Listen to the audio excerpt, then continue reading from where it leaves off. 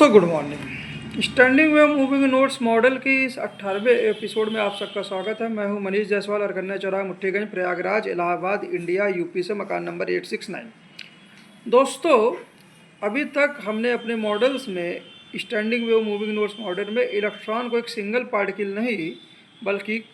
एक तरह से एक क्लाउड के रूप में देखा है, और इस क्लाउड पार्टिकल्स के मध्य स्टैंडिंग वेव है। जब भी इलेक्ट्रॉन फ्री नहीं है और किसी न्यूक्लियस से बॉन्ड है, तो उस स्थिति में न्यूक्लियस भी कहीं ना कहीं जो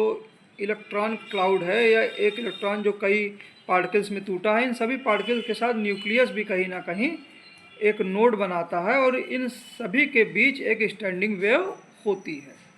इलेक्ट्रॉन को सिंगल पार्टिकल नहीं बल्कि ग्रुप ऑफ पार्टिकल्स और उनके मध्य स्टैंडिंग वेव के पीछे की सोच हम 2 मिनट में आपको बता देते हैं, क्योंकि बहुत से लोग पुराने एपिसोड्स नहीं सुने होंगे। रदरफोर्ड मॉडल में इलेक्ट्रॉन एक सिंगल पार्टिकल था और प्लानेटरी वे में जब न्यूक्लियस के अराउंड सर्कुलर ऑर्बिट में घूमेगा तो एक्सेलरेट करेगा न्यूक्लियस की इलेक्ट्रिक फील्ड में, जिसके कारण वो लगातार इलेक्ट्रोमैग्नेटिक रेडिएशन क्लासिकल फिजिक्स के अनुसार लूज करेगा और इलेक्ट्रॉन की रेडियाई धीरे धीरे कम होती जाएगी और अंततः इलेक्ट्रॉन न्यूक्लियस में सिंक कर जाएगा। एटम की स्टेबिलिटी को रदरफोर्ड मॉडल नहीं एक्सप्लेन कर पा रहा था, तो इसलिए बोर साहब ने कहा कि नहीं, सभी रेडियाई अलाउड नहीं है, और जब भी बोर ऑर्बिट्स में इलेक्ट्रॉन होगा तो इलेक्ट्रोमैग्नेटिक रेडिएशन वो लूज नहीं करेगा। इसलिए बोर पॉस्टुलेट ने एटम की स्टेबिलिटी को पॉसिबल किया। पर कैसे? न्यूक्लियस वही है, उसके अराउंड जो इलेक्ट्रिक फील्ड है वो भी वही है, और इलेक्ट्रॉन अगर सर्किल में मूव करेगा ना, तो चाहे रदरफोर्ड ऑर्बिट हो या बोर ऑर्बिट हो, इलेक्ट्रॉन को कैसे पता लगेगा कि कौन सा ऑर्बिट है और कैसे फिर पॉस्टुलेट पे चलेगा? दरअसल फिजिक्स वही है, लेकिन फिजिकल फिनोमिना की आवश्यकता है अगर बोर पॉस्टुलेट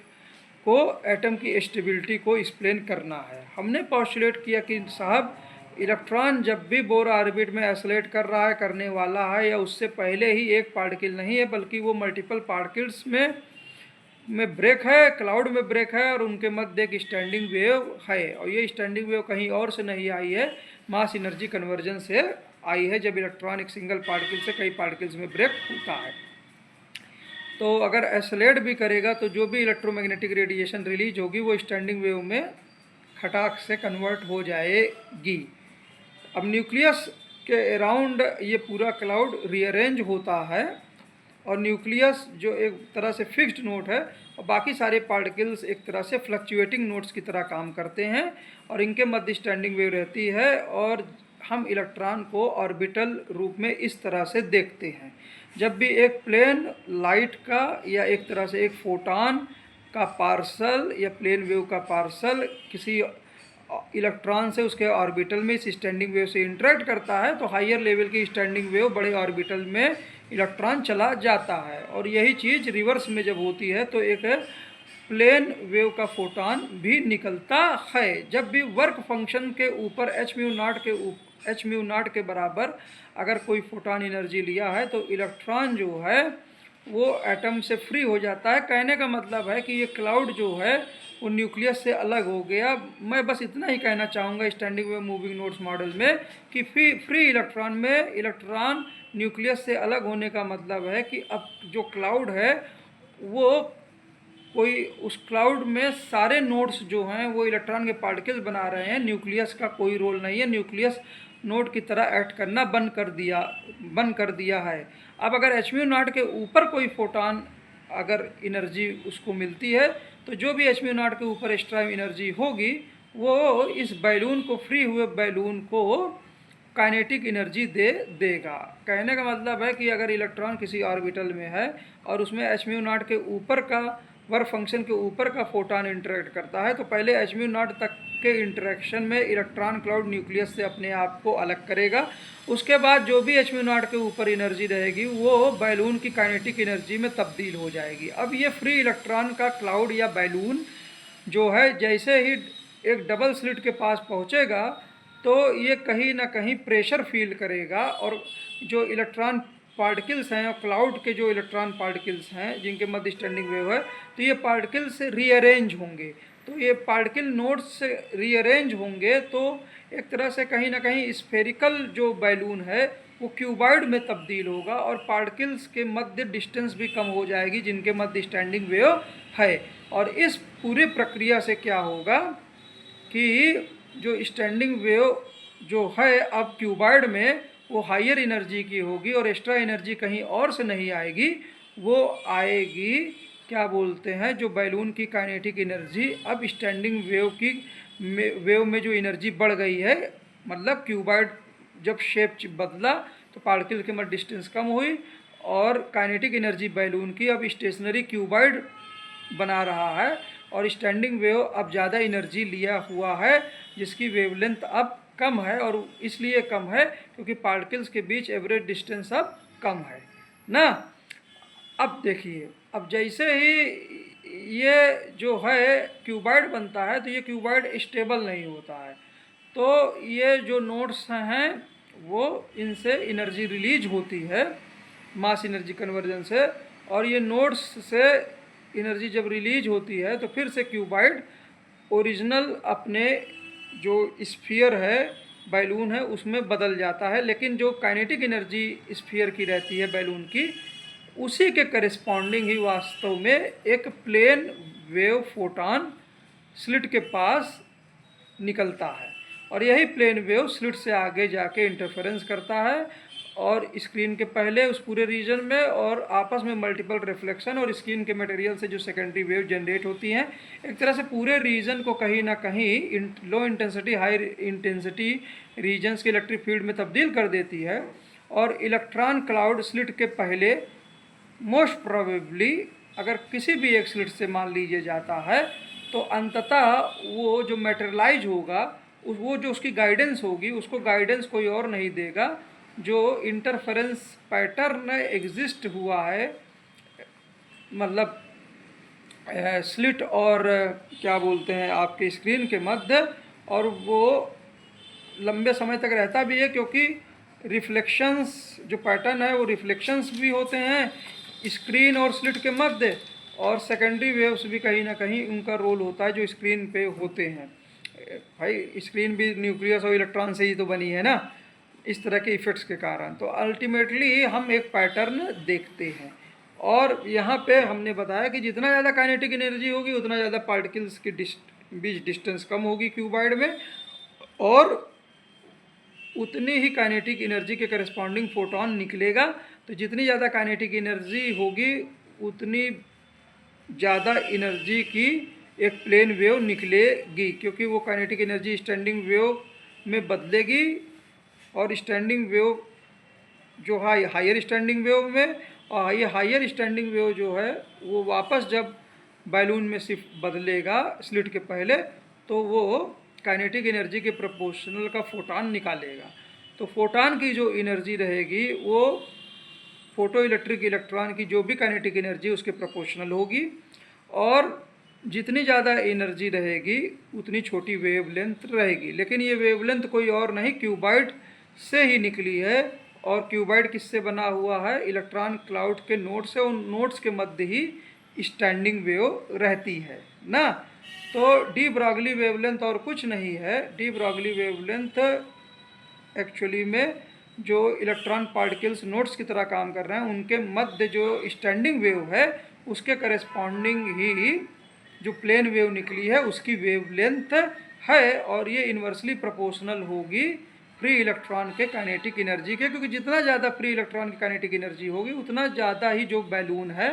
वो स्लिट के पास कंप्रेस होकर क्यूबॉइड बनाएगा। और क्यूबॉइड में क्या रहेगा कि पार्टिकल डिस्टेंस पहले से थोड़ा कम हो जाएगी, क्योंकि बैलून से क्यूबॉइड बनने में एनर्जी काइनेटिक एनर्जी का ही डिफरेंस है। तो काइनेटिक एनर्जी के कारण जो पार्टिकल्स पास आएंगे बैलून से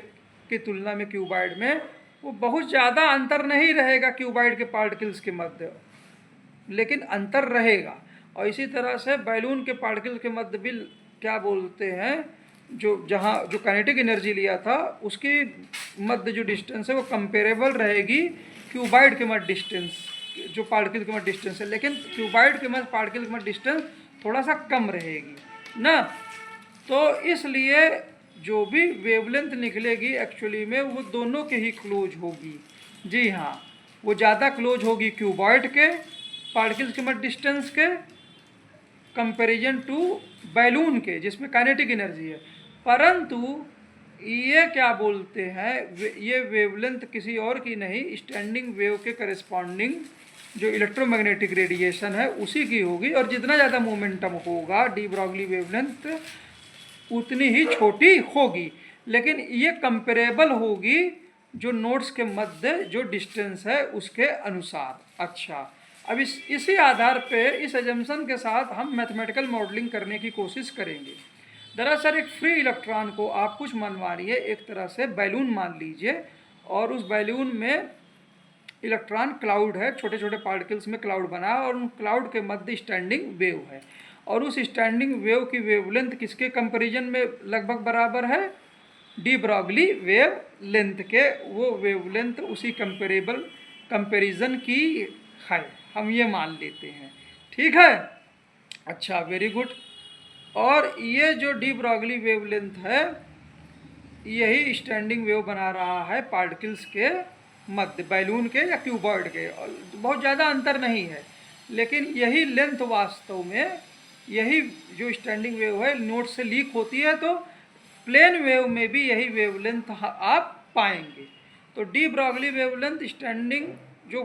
वेवलेंथ है इलेक्ट्रोमैग्नेटिक रेडिएशन की वही है, और वही वास्तव में फ्री इलेक्ट्रॉन के करस्पॉन्डिंग क्लाउड के मध्य पार्टिकल्स के मध्य वही वेवलेंथ स्टैंडिंग वेव जो है उसको रिप्रेजेंट करता है। अच्छा, यहाँ तक तो ठीक है, वेरी गुड।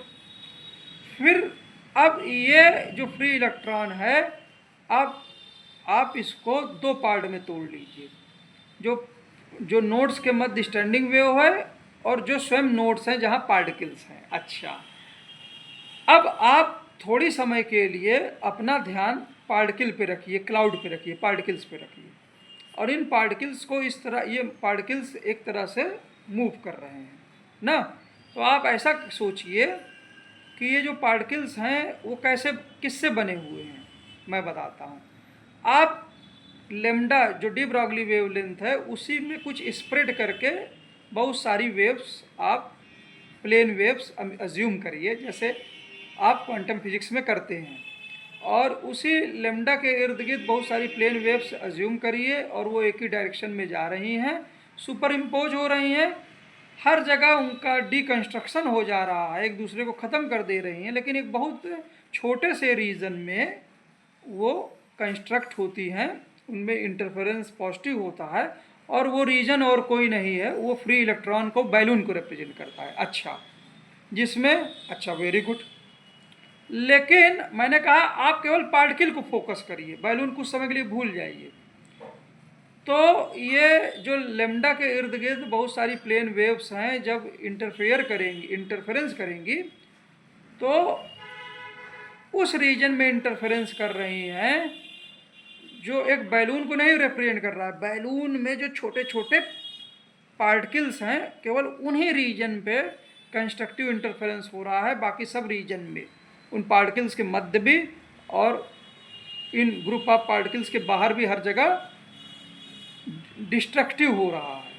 ना। तो इस तरह से पार्टिकल्स भी जो हैं वो कहीं और से नहीं आए हैं, बल्कि जो इलेक्ट्रोमैग्नेटिक रेडिएशन है, जो जिसकी वेवलेंथ, जो plane wavelength de Broglie wavelength है, और उसमें थोड़े से स्प्लिट के कारण है, उन्हीं के इंटरफेरेंस से आए हैं। ठीक है, अब ये क्या बोलते हैं, एक तरह से ग्रुप वेव बना रहा है, और इस ग्रुप वेव में छोटे छोटे पार्टिकल्स या रीजन्स हैं ना, जहाँ पर कंस्ट्रक्टिव इंटरफेरेंस है, और ये जैसे ही ये ग्रुप वेव आगे बढ़ेगी तो कुछ स्प्रेड भी होगी, तो ये छोटे छोटे पार्टिकल्स फ्लक्चुएट भी करेंगे। अच्छा, वेरी गुड। अब आप दूसरी set of wavelength wave plane waves लीजिए, और जो इंटरफेरेंस कर रहे हैं, और इंटरफेरेंस करने के बाद वो उसी लेमडा के अनुसार, लेकिन दूसरे सेट लीजिए, वो हर जगह मतलब डिस्ट्रक्शन कर रहा है, लेकिन एक ऐसे रीजन में वो कंस्ट्रक्शन कर रहा है, और इस तरह से कंस्ट्रक्शन कर रहा है कि जो हमारा इलेक्ट्रॉन जो छोटे छोटे नोड्स में पार्टिकल्स में बना है, उनके मध्य का जो स्पेस है वहाँ पर ये जो दूसरे सेट ऑफ वेव्स हैं वो कंस्ट्रक्टिव इंटरफेरेंस कर रहे हैं, तो इस तरह से स्टैंडिंग वेव का जन्म हो जाता है ना। अब इन दोनों ग्रुप्स हैं और बाकी हर जगह वो डिस्ट्रक्टिव है, मतलब इस जो पार्टिकल्स के मध्य स्पेस है वहाँ स्वयं पार्टिकल को भी आप एक रीजन मानिए, वहाँ पे नहीं हो रहा है, वहाँ पे भी डिकन्स्ट्रक्शन हो जा रहा है दूसरे ग्रुप के कारण भी ना। लेकिन जो पार्टिकल्स के मध्य रीजन जहाँ स्टैंडिंग वेव है वहाँ पर कंस्ट्रक्शन हो जा रहा है, और बाकी सारे रीजन में तो डिकन्स्ट्रक्शन है ही है। अब आप इन दोनों ग्रुप वेव को आपस में सुपर इम्पोज कर दीजिए, दोनों ग्रुप वेव में। तो एक ग्रुप वेव्स ने पार्टिकल्स के रीजन में कंस्ट्रक्टिव इंटरफेरेंस किया, ग्रुप वेव बनाई, और एक ग्रुप वेव में प्लेन वेव्स, दूसरे सेट ऑफ प्लेन वेव्स हैं जो स्टैंडिंग वेव्स के रीजन में ग्रुप वेव को जन्म देते हैं। हम इन दोनों ही ग्रुप वेव्स को आप सुपर इम्पोज कर दीजिए तो आपको छोटे छोटे नोड्स के मध्य स्टैंडिंग वेव मिलेगी, और आप ये भी जो जो नोड्स हैं, जो पार्टिकल है इलेक्ट्रॉन क्लाउड के जो छोटे छोटे पार्टिकल्स हैं, उन पार्टिकल के सरफेस पर वास्तव में ये दोनों ग्रुप्स ऑफ वेव्स आपस में इंटरेक्ट कर रहे हैं। स्टैंडिंग वेव जो पार्टिकल्स के मध्य है वो, और जो स्वयं पार्टिकल्स कहीं ना कहीं एक तरह से ग्रुप वेव रिप्रेजेंट कर रहा है, वो अपने सरफेस पर वो वही जो ग्रुप वेव जो कहीं ना कहीं दोनों पार्टिकल्स के मध्य एक स्टैंडिंग वेव बना रहा है, उन दोनों के बीच इंटरेक्शन करिए, इंटरेक्ट कर रहे हैं। तो ठीक पार्टिकल्स के सरफेस पर चूंकि वो नोड का काम कर रहे हैं पार्टिकल के सरफेस, तो यहाँ दोनों तरफ की ग्रुप वेव जब इंटरेक्ट करती है तो एम्पलीट्यूड 0 हो जाता है। तो इस तरह से हमने देखा कि standing wave moving nodes model में पार्टिकल ही नहीं, पार्टिकल के मध्य जो रीजन है जहाँ एनर्जी है, वो energy as a standing wave और जो पार्टिकल है वो सभी कहीं ना कहीं जो हैं ग्रुप वेव से आए हैं और कहीं और से नहीं आए हैं। Wavelength de Broglie wavelength lambda में जो स्प्रेड है उससे आए हैं। बस दो कैटेगरीज ऑफ वेव्स इन्वॉल्व हैं ना। तो for all practical purpose particle का साइज बहुत छोटा है, तो इसलिए पार्टिकल के अंदर मत घुसिए। लेकिन पार्टिकल के अंदर जो एक कैटेगरी ऑफ वेव्स जो पार्टिकल्स बना रही हैं, वहाँ पर एनर्जी बहुत ज़्यादा उन पार्टिकल्स के रीजन में बहुत ज़्यादा कंसंट्रेशन है, और जो कहीं ना कहीं मास दे रहा है, जो कहीं ना कहीं पार्टिकल्स को चार्ज दे रहा है। लेकिन ओवरऑल आप पूरे सिस्टम को देखेंगे तो इलेक्ट्रॉन एक ग्रुप वेव की तरह एक रीजन में दिखेगा, और ज़्यादातर रीजन में स्टैंडिंग वेव रहेगी। और दोनों कैटेगरी आप चाहे पार्टिकल लीजिए छोटे से रीजन में जहाँ मास और चार्ज है, और जहाँ उनके मध्य स्टैंडिंग वेव है, और ये पूरा सिस्टम एक तरह से ग्रुप वेव जो मूव कर रहा है, एक्चुअली में ये कहीं और से नहीं, डी ब्रॉगली के अलॉन्ग जो डी ब्रॉगली वेवलेंथ है लाइट की, इलेक्ट्रोमैग्नेटिक रेडिएशन की, उसमें जो स्प्रेड है उसके अलॉन्ग ही एक तरह से इंटरफेरेंस है बहुत सारी वेव्स का ना। लेकिन फॉर ऑल प्रैक्टिकल पर्पज अब आप पार्टिकल से ध्यान हटा दीजिए और पूरी रीजन को क्या बोलते हैं, इस पूरे ग्रुप वेव को एज आ स्टैंडिंग वेव के वाला रीजन मानिए, जहाँ बीच बीच में क्या है नोड्स हैं, और उस नोड्स के अंदर मत घुसिए, नोड्स के सरफेस पे फील्ड 0 है ना। इस तरह से एजम्पशन मानिए। और अब यहाँ से आप डी ब्रॉगली वेवलेंथ को आप जो प्लेन वेव्स हैं और उनके स्प्रेड के साथ जोड़ दीजिए और उनका कंस्ट्रक्टिव इंटरफेरेंस करने की कोशिश करिए। और तो इस मॉडल के अनुसार फिर हम जो प्लेन वेव होती है और लैम्डा के अराउंड स्प्रेड है, और उसके बाद उससे आप एक ग्रुप वेव बनाने की कोशिश करिए, लैम्डा के अराउंड इंटीग्रेट करने की कोशिश आप करिए वेव फंक्शन के जरिए। तो इस तरह से हमने इन एजम्पशंस के जरिए कहीं ना कहीं जो जो क्वांटम मैकेनिक्स की मैथमेटिक्स है, वेव फंक्शन है, उससे संबंधित वेवलेंथ डी ब्रॉगली वेवलेंथ को फिजिकल सिग्निफिकेंस भी दे दिया, और कैसे पार्टिकल एक ग्रुप वेव के फॉर्म में है, रियल ग्रुप वेव के फॉर्म में है, और पार्टिकल ही नहीं उनके मध्य जो एनर्जी है वेव है वो सब कहीं ना कहीं लाइट वेव से आ रही हैं, प्लेन वेव से आ रही हैं, जो लेमडा के अराउंड स्प्रेड है। बस वो दो ग्रुप्स में उसको बांट लीजिए और फिर सुपर इम्पोज कर लीजिए। और इस तो यहाँ पर साई का भी सिग्निफिकेंस मिल गया। साई और कुछ नहीं है, जो लाइट वेव है, प्लेन वेव है, फॉर ऑल प्रैक्टिकल पर्पज आप उसके अनुसार साई को मानिए ना, और उसके अनुसार ही उसी की wavelength lambda D Broglie wavelength represent करता है। तो हमने कम मेहनत में किस तरह श्रोडिंगर मैथमेटिक्स और वेव थ्योरी और इन सब चीज़ प्रोबेबिलिटी थ्योरी को एक फिजिकल मॉडल देने की कोशिश की। भाई हमारी मैथ इतनी तेज़ नहीं है, लेकिन मोटा मोटा जिस हिसाब से चीज़ें डेवलप हुई है, मैं MIT वेब कोर्स को देख रहा था, उसी फाउंडेशन पे चलने की कोशिश की और एक मॉडल देने की कोशिश की और लेमडा को एक फिजिकल सिग्निफिकेंस देने की कोशिश की। और वास्तव में एक्चुअली में लेमडा किस चीज़ की लेमडा है, वेव ऑफ व्हाट, इसको डिफाइन करने की हमने कोशिश की इस एपिसोड में। बहुत जगह मैं गलत हो सकता हूँ, बहुत जगह मैं अटर रूप से फेल हो सकता हूँ, लेकिन बहुत चीज़ें मैं कम मेहनत में एक मैथमेटिकल मॉडल बढ़ने की ओर आपके साथ बढ़ना चाहता हूँ। मेरी आंखों में दिक्कत है और मैं भी बहुत जगह रॉन्ग हूँ। इसके करेक्शन के साथ हम शायद श्रोडिंगर वेव इक्वेशन, चाहे फ्री पार्टिकल हो, चाहे एक न्यूक्लियस के अलावा इलेक्ट्रॉन हो ना, ये इन सब के लिए हम उन इक्वेशनों को फिजिकल सिग्निफिकेंस दे सकें, प्रोबेबिलिटी थ्योरी को फिजिकल सिग्निफिकेंस दे सकें, इत्यादि को और क्लोजली फिजिकल फिनोमिना से रिलेट करते हुए टनलिंग वनलिंग को और अच्छे से समझ सकें, पिछला एपिसोड जैसा बनाया था। उम्मीद है ये एपिसोड आप लोगों को पसंद आएगा। मिलते हैं फेसबुक लाइव इंटरेक्शन में कुछ समय बाद, तब तक वीडियो लोड होने दीजिए। जय हिंद, जय भारत, जय विश्व। Thank you sir.